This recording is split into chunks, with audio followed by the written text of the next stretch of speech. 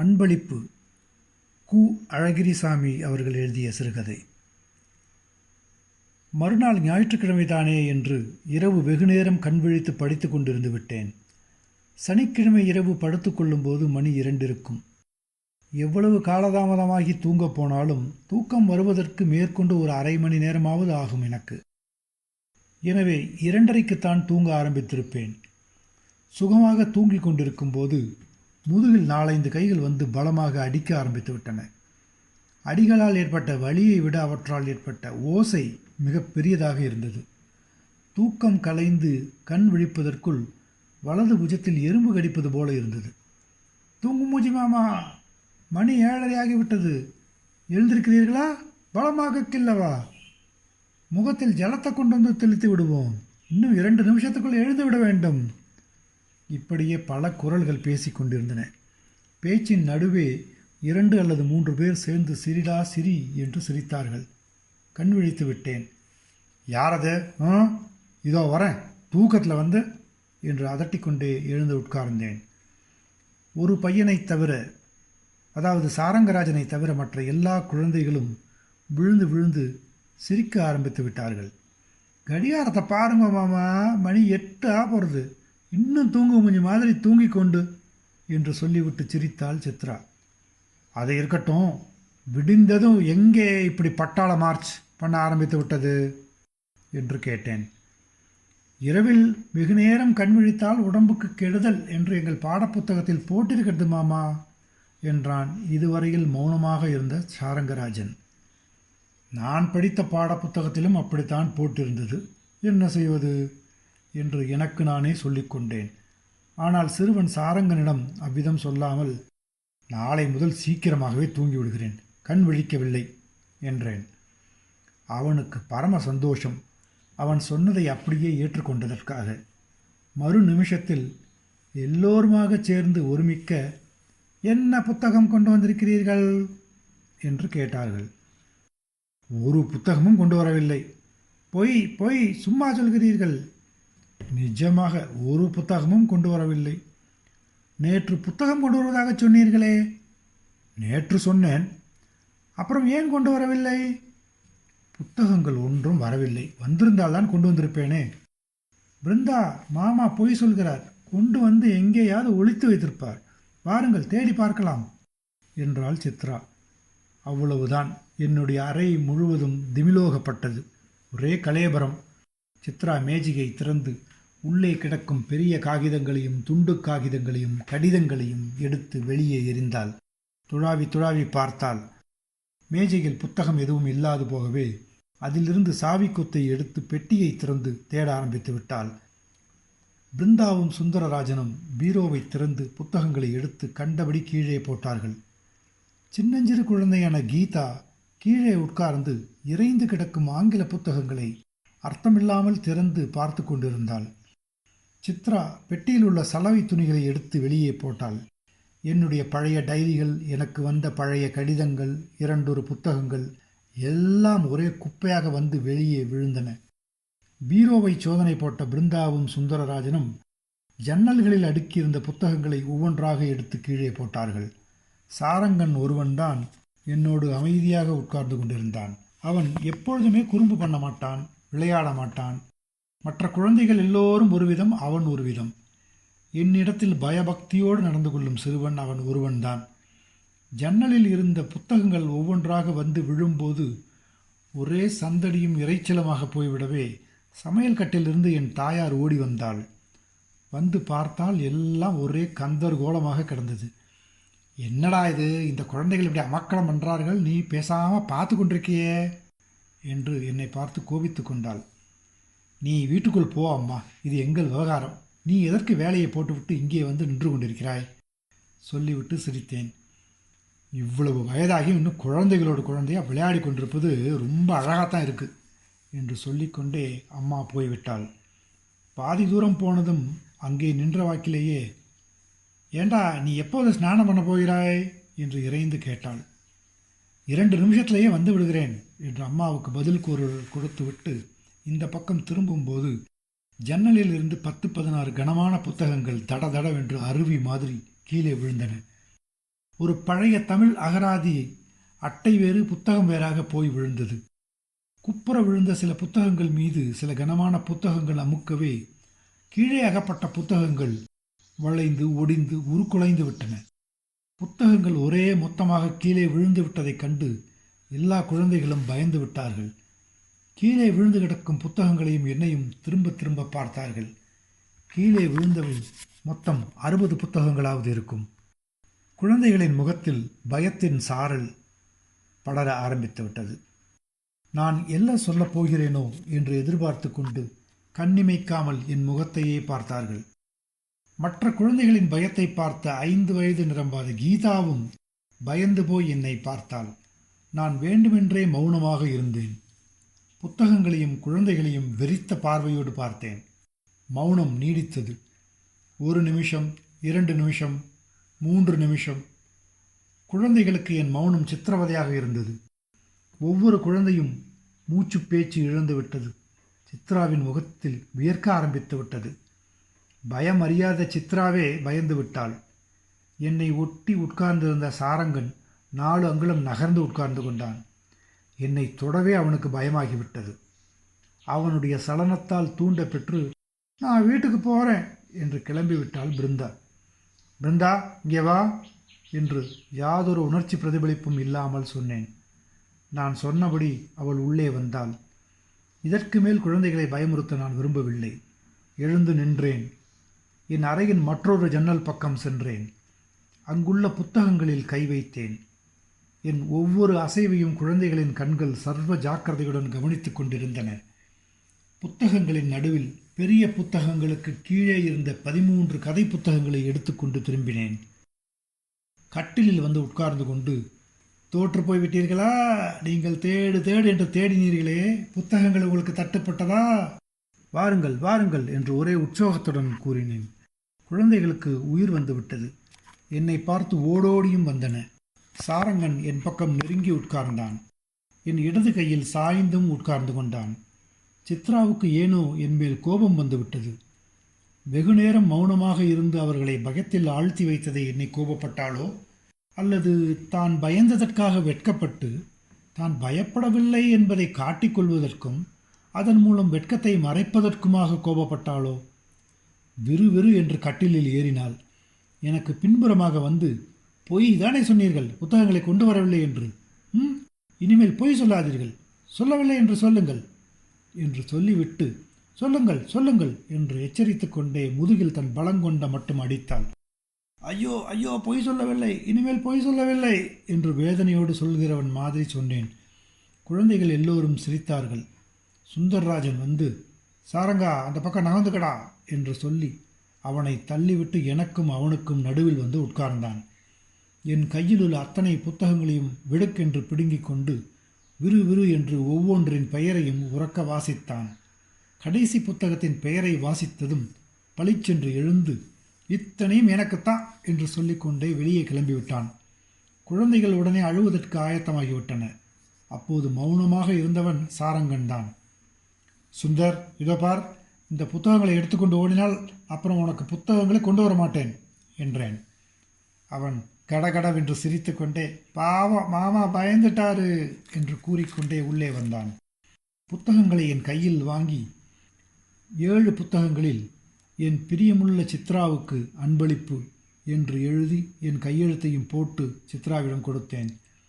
மீதியுள்ள 6 புத்தகங்களிலும் என் பிரியமுள்ள சுந்தரராஜனுக்கு அன்பளிப்பு என்று எழுதி அவ்விதமாகவே கையெழுத்திட்டு சுந்தரராஜனிடம் கொடுத்தேன். பிருந்தாவும் தேவகியும் எனக்கு என்று ஏக காலத்தில் கேட்டனர். சித்ராவிடமும் சுந்தரிடமும் வாங்கி படித்து கொள்ளுங்கள். இதுவரையிலும் நீங்கள் மற்ற புத்தகங்களை எப்படி வாங்கி படித்தீர்களோ அப்படியே இப்பொழுதும் வாங்கி படித்து கொள்ளுங்கள் என்றேன். அந்த 2 பெண்களும் நான் சொன்னதை ஆட்சேபமின்றி ஏற்றுக்கொண்டு விட்டார்கள். மத்தியானத்துக்குள் இந்த 7 புத்தகங்களையும் படித்து விடுவேன்.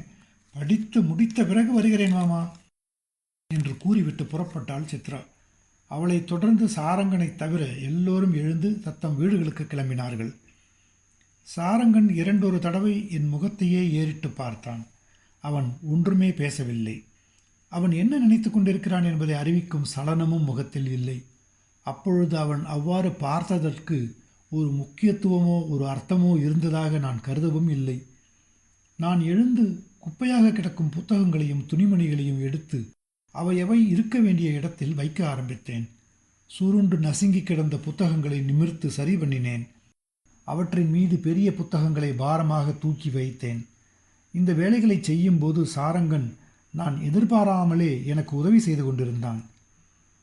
எந்த வகுப்பு பாஸ் பண்ணினால் இந்த புத்தகத்தை கஷ்டமில்லாமல் படிக்கலாம் என்று ஒரு புத்தகத்தை எடுத்து வைத்துக்கொண்டு கேட்டான் சாரங்கன். அவன் குரலில் மூச்சை திணற வைக்கும் சங்கோஜம் நிறைந்திருந்தது. அது மட்டுமின்றி பயந்தவனைப் போல, முயற்சியில் தோல்வியடைந்து புண்பட்டவனைப் போல அவன் பேசினான். சாரங்கா, நீ கெட்டிக்கார பையன். உன் வயதில் நான் இவ்வளவு கெட்டிக்காரனாக இருந்ததில்லை. அதனால் நீ எஸ்எஸ்எல்சி வகுப்புக்கு வந்ததும் இந்த புத்தகத்தை சிரமமில்லாமல் படித்து புரிந்து கொள்ளலாம் என்று பரிவோடு சொன்னேன். அவன் கையில் வைத்து கொண்டிருந்தது வால்ட் விட்மனின் கவித்தொகுதி. அப்படியானால் இன்னும் 2 வருஷம் இருக்கிறது என்று அவன் தனக்குத்தானே சொல்லிக் கொண்டான். பிறகு கையிலுள்ள புத்தகத்தை ஜன்னலில் கொண்டு போய் வைத்துவிட்டு வந்து உட்கார்ந்தான். என் தாயார் கோபமாக என்னென்னமோ சொல்லிக்கொண்டு அங்கே வந்தாள். ஏண்டா, நான் எத்தனை தடவை உனக்கு சொல்கிறது, வெந்நீர் ஆறி அலர்ந்து ஜில்லிட்டு போயிடுத்து என்று சொல்லிவிட்டு, இந்த பொல்லாத குட்டிகளை இப்படி அமக்களம் பண்ண விடலாமா? என்ன பிரியமோ இது! ஊரார் குழந்தைகளுக்கு இத்தனை சலுகை காட்டுகிறவர்களை நான் பார்த்ததே இல்லை. நீ ஸ்நானம் பண்ண போடா, நான் எடுத்து வைக்கிறேன் என்று வந்தாள் அம்மா. அம்மா, உனக்கு புத்தகங்களை இனம் பிரித்து அடுக்க தெரியாது. நீ போ, நான் 1 நிமிஷத்தில் வந்து விடுகிறேன். இன்றைக்கு அடுக்கி வைக்க வேண்டியது, நாளைக்கு அவர்கள் வந்து குப்பையாக்க வேண்டியது, அப்புறம் பழையபடி அடுக்கி வைக்க வேண்டியது. உனக்கு வேறு வேலை என்ன என்று சொல்லிவிட்டு அவள் சமயக்கூடத்திற்கு சென்று விட்டாள். நானும் வெகு சீக்கிரத்திலேயே ஸ்நானம் பண்ண கிளம்பிவிட்டேன். அப்பொழுது என்னோடு நடுக்கூடம் வரையில் நடந்து வந்தான் சாரங்கன். அப்புறம் பளிச்சென்று மறுபக்கமாக திரும்பி போய்விட்டு வருகிறேன் என்று சொல்லிவிட்டு போய்விட்டான். அம்மா, குழந்தைகள் இப்படி கோபித்துக் கொள்கிறாயே, அதுகள் ஒவ்வொன்றும் ஒரு பொக்கிஷம் என்று சொல்லிவிட்டு ஸ்நான அறைக்குள் சென்றேன்.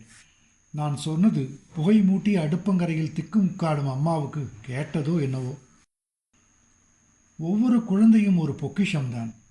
மாம்பழத்துக்கு வீடு மாற்றி வந்ததை என் பாக்கியம் என்றே கருதினேன். இங்கே வந்திராவிட்டால் இந்த பொக்கிஷங்களை நான் சந்தித்திருக்க முடியுமா? இங்கு வந்து 4 வருஷங்கள் ஆகின்றன. வீட்டில் நானும் என் தாயாரும் தான். ஒரு பெரிய வீட்டின் ஒரு பகுதியிலே தான் எங்கள் குடித்தனம். வந்து 6 மாதங்கள் ஆகும் வரையில் இந்த குழந்தைகளின் நட்பு எனக்கு ஏற்படவே இல்லை. ஒரு நாள் திடீரென்று 2 குழந்தைகள், சுந்தரராஜனும் சித்ராவும் வந்தார்கள். அன்று வந்தது போலவே தினமும் வந்தார்கள். சில நாட்களுக்குள் சம்பிரதாய மரியாதைகள், நாசூக்குகள் எல்லாம் மறைந்தன. உண்மையான மனப்பாசம் கொள்ளத் தொடங்கினோம். ஒன்றாக உட்கார்ந்து கதைகள் படிப்பது, பத்திரிகைகள் வாசிப்பது, கதைகள் சொல்வது, செஸ் விளையாடுவது, இப்படி பொழுதுபோக்கினோம். நான் வேலை செய்யும் பத்திரிகாலயத்துக்கு மதிப்புரைக்கு வரும் புத்தகங்கள் சிலவற்றை எடுத்து விமர்சனம் எழுதும்படி தலைமை ஆசிரியர் என்னிடம் கொடுப்பார். அப்படி மதிப்புரைக்காக வந்த புத்தகங்கள் என்னிடம் ஏராளமாக இருந்தன. குழந்தைகளுக்கு அவை நல் விருந்தாக இருந்தன. ஒரே ஆவலோடு ஒரு சில தினங்களுக்குள் அத்தனை புத்தகங்களையும் சுந்தரராஜனும் சித்ராவும் படித்து தீர்த்து விட்டார்கள். அவர்களுடைய புத்தக தேவையை என் மதிப்புரை புத்தகங்களை கொண்டு ஈடு செய்ய முடியவில்லை. இதனால் அவ்வப்போது சில குழந்தை புத்தகங்களையும் விலைக்கு வாங்கி கொண்டு வந்து கொடுப்பேன். அதனால் அவர்கள் தினந்தோறும் நான் காரியாலயம் போகும்பொழுது, இன்று ஞாபகமாக புத்தகங்கள் கொண்டு வர வேண்டும் என்று சொல்லி அனுப்புவார்கள். சாயங்காலத்தில் வெறுங்கையோடு வீடு திரும்பினால் ஒரே கலாட்டாதான். சுந்தரராஜனும் சித்ராவும் நான் குடியிருக்கும் வீட்டுக்கு பக்கத்து வீட்டு குழந்தைகள், பணக்கார குழந்தைகள். குழந்தை என்று சொன்னாலும் சுந்தரராஜனுக்கு 13 வயது, சித்ராவுக்கு 9 வயது. இந்த இருவரின் புத்திசாலித்தனம், கலை நிறைந்த தோற்றம், எல்லாவற்றையும் விட சீரிய மனப்பாங்கு எல்லாம் சேர்ந்து என்னை வசீகரித்தன, என்னை ஆட்கொண்டு விட்டன. அவர்கள் மேல் நான் வைத்திருந்த அன்பு இம்மட்டு அம்மட்டு என்று இல்லை. தினந்தோறும் அவர்களுக்கு புதியதொரு மகிழ்ச்சியை உண்டாக்க வேண்டும் என்றெல்லாம் என் மனம் துடித்து கொண்டிருக்கும். இவர்களுடைய நட்பு தொடங்கி சில வாரங்கள் ஆவதற்குள்ளாகவே மற்ற குழந்தைகளின் பரிச்சயமும் எனக்கு ஏற்பட்டது. பிருந்தா, தேவகி, கீதா, சாரங்கராஜன் ஆகியவர்களும் வர ஆரம்பித்தார்கள். பிருந்தாவும் தேவகியும் சித்ராவுடன் ஒரே வகுப்பில் படிக்கும் சம வயது குழந்தைகள். கீதா தேவகியின் தங்கை. சாரங்கராஜன் சுந்தரராஜனுடைய பள்ளித்தோழன். எல்லோருடைய வீடுகளும் ஒன்றையடுத்து ஒன்றாக இருந்தன. இவர்களில் சாரங்கனுடைய வீட்டார்தான் வாடகை வீட்டில் குடியிருப்பவர்கள். மற்ற குழந்தைகள் சொந்த வீடு உள்ள பணக்கார குழந்தைகள். எல்லோரிடத்திலும் நான் ஒன்று போலவே அன்பாகவே இருந்தேன். சுந்தரராஜனும் சித்ராவும் எனக்கு முதலில் பரிச்சயமானவர்கள் என்பதற்காக அவர்களிடத்தில் எனக்கு ஒரு அலாதி பிரியம் இருந்தது. ஆனால் வெளிப்படையான பேச்சிலும் நடவடிக்கைகளிலும் ஒரு குழந்தைக்கும் மற்றொரு குழந்தைக்கும் நான் வித்தியாசம் காட்டி நடந்து கொள்ளவில்லை. உள் அன்பிலும் வேற்றுமை காட்டவில்லை. முன்னால் சொன்னது போல் ஏதோ ஒரு அலாதி பிரியம் சித்ராவிடமும் அவளது அண்ணனிடமும் ஏற்பட்டிருந்தது. ஆனால் குழந்தைகளோ என்னை ஒரே மாதிரி நேசித்தன. அவர்களுடைய பிரியத்தில் வேற்றுமை இல்லை.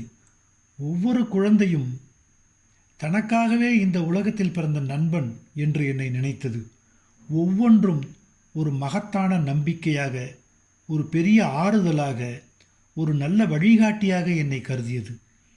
எந்த விதத்திலும் தனக்கு சமதையான ஜீவன் என்று என்னை கருதியது.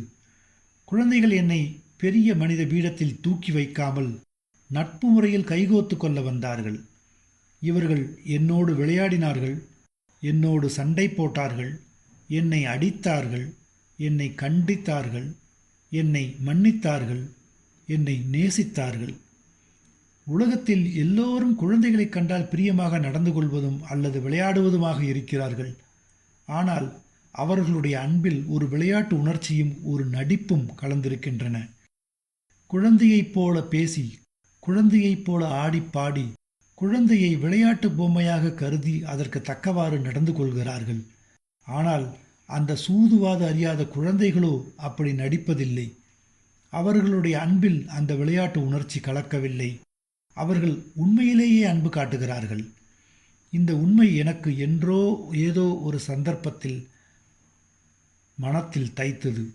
அன்று முதல் நான் அவர்களை குழந்தைகளாக நடத்தவில்லை, நண்பர்களாக நேசித்தேன், உற்ற துணைவர்களாக மதித்தேன். உள்ளன்பு என்ற அந்தஸ்தில் அவர்களும் நானும் சம உயிர்களாக மாறினோம். மாம்பழத்தில் எனக்கு இவர்கள்தான் நண்பர்கள். குழந்தைகளுடன் இம்மாதிரி பழகுவதும் இம்மாதிரி விளையாடுவதும் அம்மாவுக்கு அவ்வளவாக பிடிக்கவில்லை. 50 வயது தாயாருக்கு தன் மகனை மனைவி மக்களுடன் குடித்தனம் செய்யும் தகப்பனாக காணத்தான் பிடிக்குமே தவிர குழந்தைகளுடன் குழந்தையாக விளையாடிக் கொண்டும் சண்டை போட்டுக்கொண்டும் இருப்பதை காண பிடிக்குமா? 13 புத்தகங்களை எடுத்துக் கொடுத்த அந்த தினம், அந்த ஞாயிற்றுக்கிழமை கழிந்து 2 வாரங்கள் ஆகியிருக்கும். பிருந்தா ஜுரத்தோடு படுத்து விட்டாள். அவளுடைய பெற்றோர்களை எனக்கு நேரில் தெரியாது. அதனால் அவளை போய் பார்த்துவிட்டு வர எனக்கு சங்கோஜமாக இருந்தது. ஆனால் மற்ற குழந்தைகளிடத்தில் பிருந்தாவின் உடம்பு எப்படி இருக்கிறது என்று தினமும் விசாரித்து கொண்டிருந்தேன். குழந்தைகள் அதற்கு எப்படி பதில் சொல்லும்? ஜுரம் அதிகமாக இருக்கிறதா, குறைந்திருக்கிறதா என்று அவர்களுக்கு சொல்லத் தெரியவில்லை. பிருந்தா எப்போது பார்த்தாலும் படுத்துக்கொண்டே இருக்கிறாள் என்று மட்டும் தெரிவித்தார்கள். ஒரு நாள் இரவு 8 மணி இருக்கும். வீட்டு முற்றத்தில் ஈசிச்சேரை போட்டு காற்றாட நிலா வெளிச்சத்தில் படுத்து கொண்டிருந்தேன். அப்போது தெரு வழியாக போய்க் கொண்டிருந்த பிருந்தாவின் வீட்டு வேலைக்காரனை அழைத்து, பிருந்தாவின் உடம்பு எப்படி இருக்கிறது, ஜுரம் குறைந்திருக்கிறதா என்று கேட்டேன்.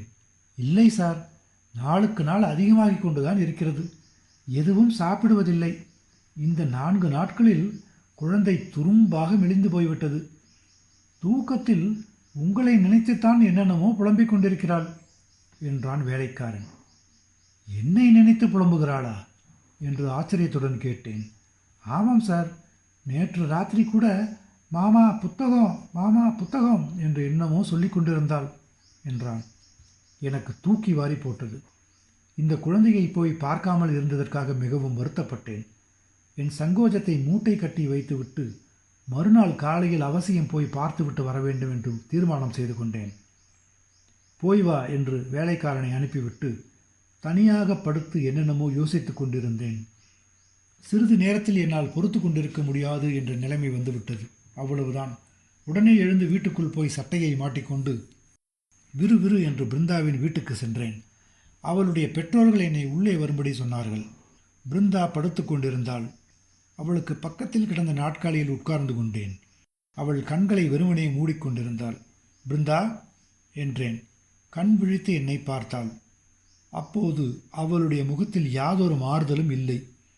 அப்புறம் ஒருமுறை கண்களை மூடி திறந்து என்னை நன்றாக உற்று பார்த்தாள். ஒரு நிமிஷம் இப்படியே பார்த்துவிட்டு திடீரென்று மாமா என்று உரக்க கூவினாள். அப்படியே எழுந்து உட்கார்ந்து விட்டாள். பிருந்தா, படுத்துக்கொள்ளம்மா என்று சொன்னேன். அவள் கேட்கவில்லை. எழுந்து என் பக்கம் வந்தாள். என்னை கட்டிக்கொண்டு என் தோள் மீது முகத்தை புதைத்து கொண்டாள். அவளுடைய உடம்பு அனலாகச் சுட்டது. அவளை தட்டி கொடுத்து படுக்கையில் கொண்டு போய் படுக்க வைத்தேன். எந்நேரமும் உங்கள் நினைப்புத்தான் என்றாள் பிருந்தாவின் தாயார். என்னால் ஒன்றும் பேச முடியவில்லை. வாய் அடைத்து விட்டது. மௌனமாக உட்கார்ந்து கொண்டிருந்தேன். சுமார் 1 மணி நேரம் அவள் பக்கத்தில் உட்கார்ந்து விட்டு வீட்டுக்கு வருவதற்காக புறப்பட்டு விட்டேன். போக வேண்டாம், இங்கே இருங்க மாமா என்று பிடிவாதம் பிடித்தாள் பிருந்தா. அப்புறம் அவளை பலவிதமாக சமாதானப்படுத்தி நாளை காலையில் வருகிறேன் என்று சொல்லிவிட்டு வந்தேன். அவ்விதமே மறுநாள் காலையில் சென்றேன். வெகு நேரம் அங்கேயே இருந்தேன். அவள் ஜுரத்தினால் கஷ்டப்படுகிறவர்கள் மாதிரியே இல்லை. என்னோடு பேசிக்கொண்டுதான் இருந்தாள். ஆபீஸுக்கு நேரமாகிவிட்டது என்று அவளிடம் கூறிவிட்டு வெளியே எழுந்து வந்தேன். தெருவோடு வந்து கொண்டிருக்கும்போது சாரங்கன் தன் வீட்டு ஜன்னல் வழியாக என்னை பார்த்து கொண்டிருந்தான். அங்கிருந்த வாக்கிலேயே மாமா என்று கூப்பிட்டான்.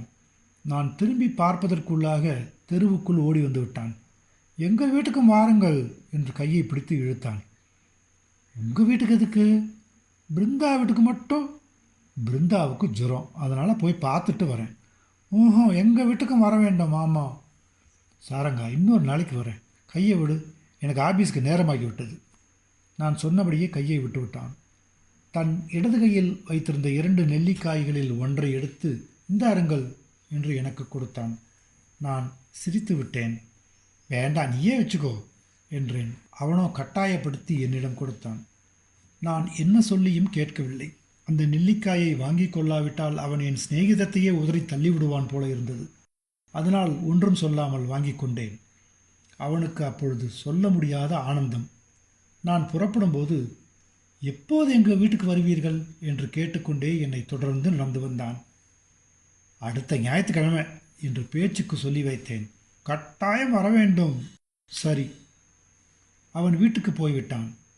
அதற்கு பிறகு நான் பிருந்தாவின் வீட்டுக்கு போகும்போதெல்லாம் ஞாயிற்றுக்கிழமை வர வேண்டும், கட்டாயம் வர வேண்டும் என்று எனக்கு ஞாபகமூட்டிக்கொண்டே இருந்தான். பிருந்தாவுக்கு 3 நாட்களில் ஜுரம் குணமாகிவிட்டது. ஒரு அதிசயமாகவே இருந்தது. நான் தினமும் அவள் வீட்டுக்கு போய் வந்ததுதான் அவளுக்கு மருந்தாக இருந்தது என்று அவளுடைய தகப்பனார் என்னிடம் கூறினார். நான் போய் வந்ததன் காரணமாக ஒரு குழந்தையின் நோய் குணமாகிவிட்டது என்று அவர் சொன்னதை கேட்க எனக்கு எப்படியோ இருந்தது. எப்படியாவது குணமாயிற்றே, அது போதும் என்றேன்.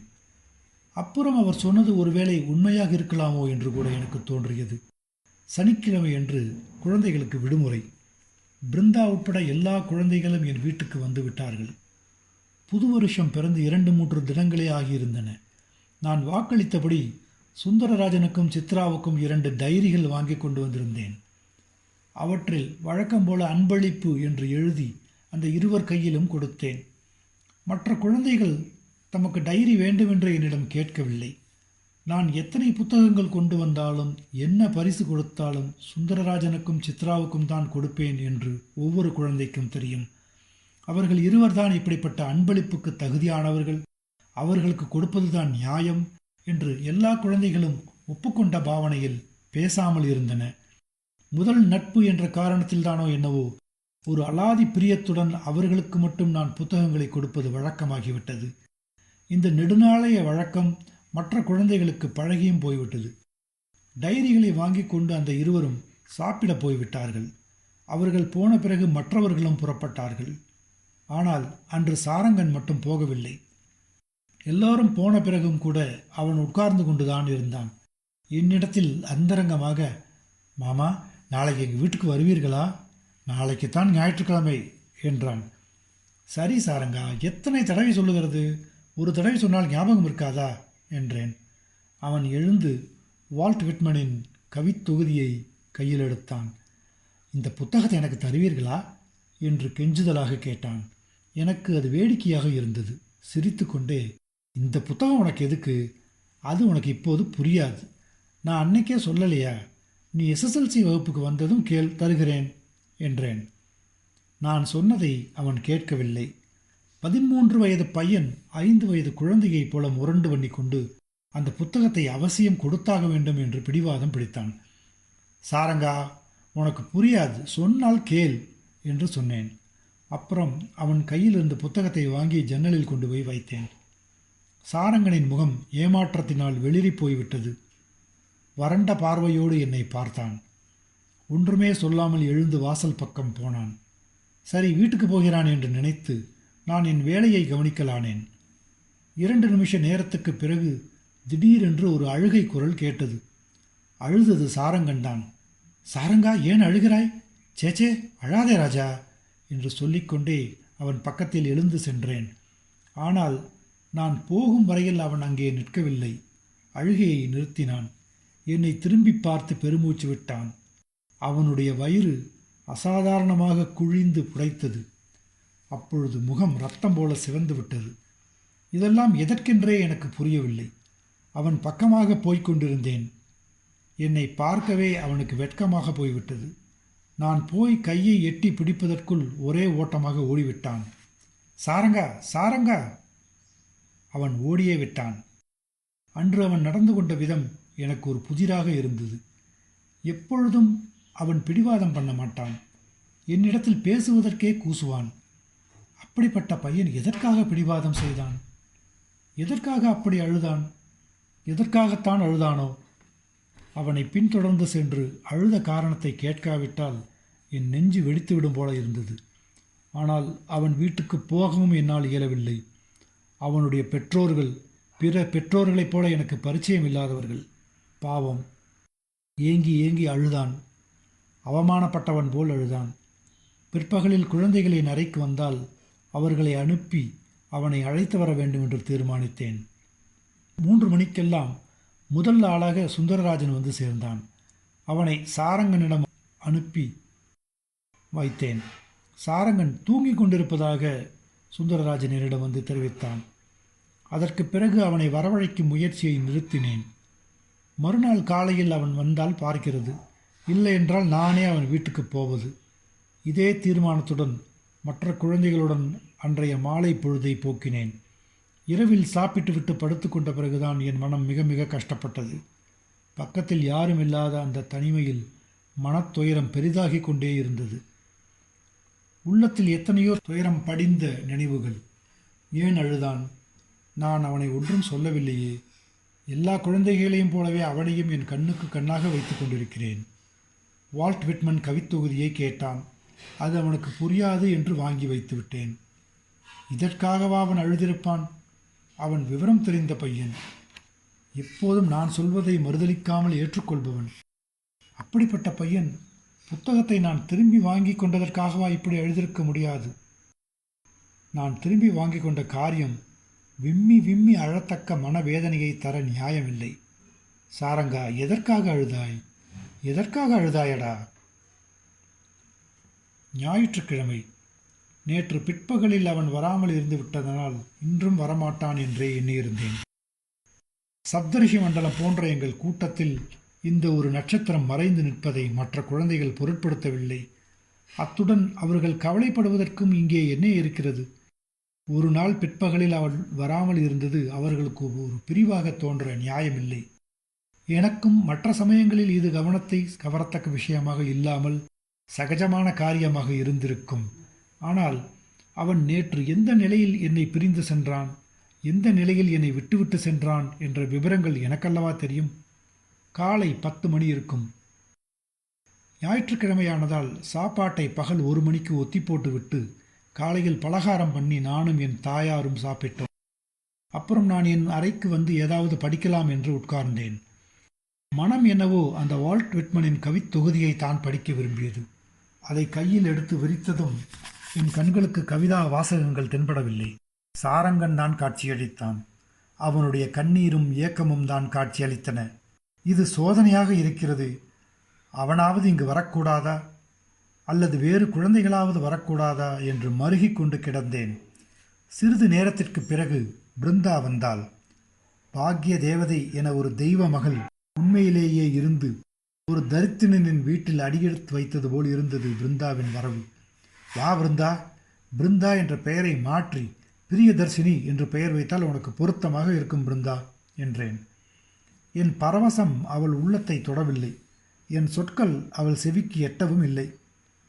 சுந்தரராஜனும் சித்ராவும் சினிமாவுக்கு போய்விட்டார்கள் என்று காரண காரியம் இல்லாமல் சொன்னாள் பிருந்தா. சாரங்கன் என்று ஆவலோடு கேட்டேன். நான் பார்க்கவில்லை என்று சொல்லிவிட்டாள். மேற்கொண்டு நான் சாரங்கனை பற்றி விசாரிக்க தொடங்கும் போது பிருந்தாவின் வீட்டு வேலைக்காரன் வந்து அம்மா கூப்பிடுகிறார்கள் என்று சொல்லி அவளை அழைத்தான். பிருந்தா உடனே போய் வருகிறேன் என்று சொல்லி கிளம்பிவிட்டாள். அவள் போன பிறகு பழையபடியும் அந்த கவித்தொகுதியை எடுத்து விரித்தேன். அப்போது பிருந்தா வெகு வேகமாக ஓடி வந்தாள். வந்து சாரங்கன் வருகிறான் என்று சொல்லிவிட்டு அந்த க்ஷணத்திலேயே தன் வீட்டை நோக்கி ஓடிவிட்டாள். என் இதயம் படபடவென்று அடித்து கொண்டது. அதிவேகமாக வால்ட் விட்மனின் புத்தகத்தை மறைத்து வைத்து விட்டேன். அதை பார்த்தால் சாரங்கனுக்கு பழையபடியும் அழுகை வந்து விடுமோ என்று எனக்கு பயம். சாரங்கன் வந்து விட்டான்.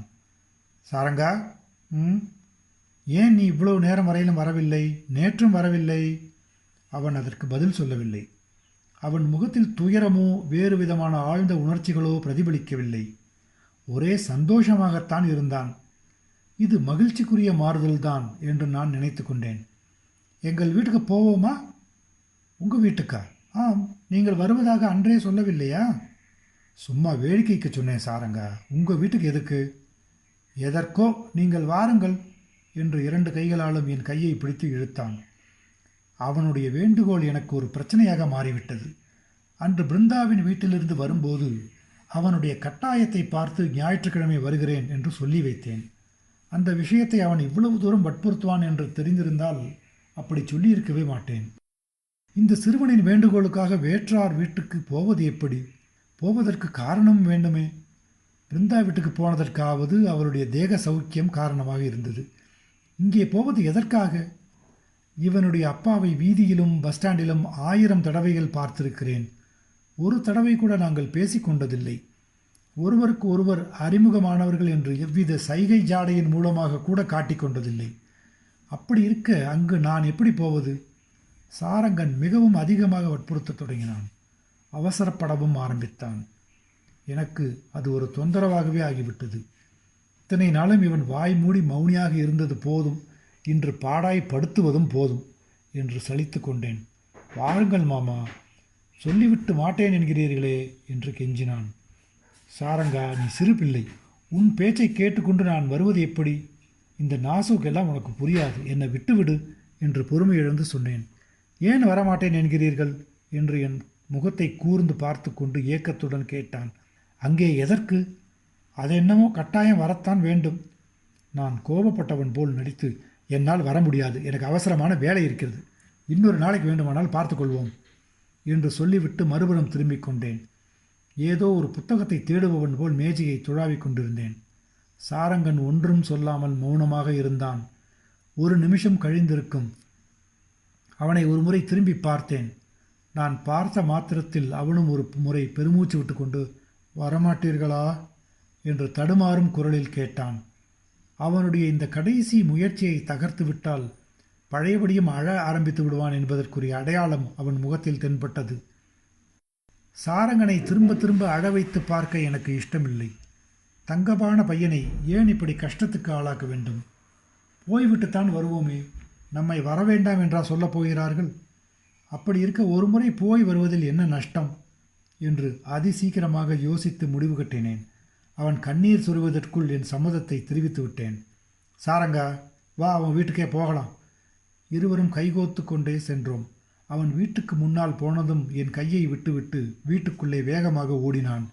அப்புறம் வெளியில் வந்து வாசல் பக்கத்தில் உள்ள அறையை திறந்து, வாருங்கள் வாருங்கள் என்று பரபரப்பாக இறைந்து சொன்னான். என்னுடைய தயக்கத்தையும் என்னுடைய சங்கோஜத்தையும் அளவிட்டு சொல்ல முடியாது. வேறு வழியில்லாமல் அந்த அறைக்குள் சென்றேன். அறையின் சூழ்நிலையை கொண்டே சாரங்கனின் பெற்றோர்கள் ஏழைகள் என்று எளிதில் தீர்மானிக்க முடிந்தது. நாற்காலியில் உட்கார்ந்து கொண்டு பக்கத்தில் கிடந்த அவனுடைய சரித்திர புத்தகத்தை எடுத்து புரட்டி கொண்டிருந்தேன். சாரங்கன் வீட்டுக்குள்ளே ஓடிவிட்டான். அப்போது வெளியிலிருந்து வந்த அவனுடைய தகப்பனார் அறைக்குள் எட்டி பார்த்தார். என்னை பார்த்து, வாருங்கள் என்று சொல்லிவிட்டு உள்ளே போய்விட்டார். என்ன விசேஷம் என்று என்னை அவர் விசாரிக்காமல் விட்டது எனக்கு ராஜமரியாதை செய்தது போல் இருந்தது. சாரங்கன் திரும்பி வரும்போது ஒரு தட்டில் உப்புமாவும் ஒரு டம்ளரில் காப்பியுமாக வந்து சேர்ந்தான். நான் திடுக்கிட்டு விட்டேன். என் சுவாசம் அப்படியே நின்று விட்டது. ஐயோ, இதெல்லாம் எதற்கு? நான் இப்போதானே சாப்பிட்டேன்.